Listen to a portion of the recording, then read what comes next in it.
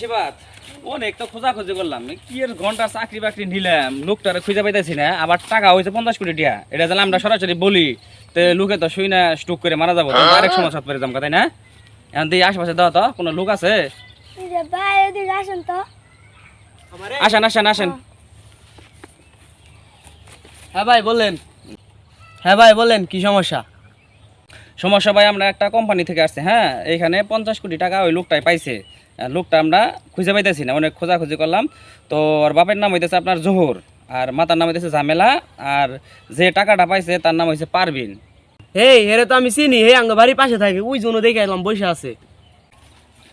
তাহলে ভাই শুনেন এখন টাকা কিন্তু কম না 50 কোটি টাকা আমরা যদি সরাসরি বলি তাহলে দেখা গেছে যে হয়তো অ্যাক্সিডেন্ট করবো স্ট্রোক করবো আপনি বোঝায় ভালো করে বলবেন যাতে ওই রকম সমস্যা না হয়। ওটা আপনি কোনো চিন্তা করেন না, ওটা আমি বুঝাই। আচ্ছা ঠিক আছে সেজন্য আপনি খুব উপকার হবে এটা আপনি বললে তো যান। পারবিন কি তোমার একটা কথা বলি, কি তুমি যদি রাস্তায় 50 কোটি টাকা পয়রা পাও তাহলে তুমি কি করবা? আমি তো 50 কোটি টাকা পাই, তোমার 50 কোটি দেবো আর আমি 50 কোটি নেবো আর তোমার কাছে বিয়ে হবো। কি হলো দেখি কি হলো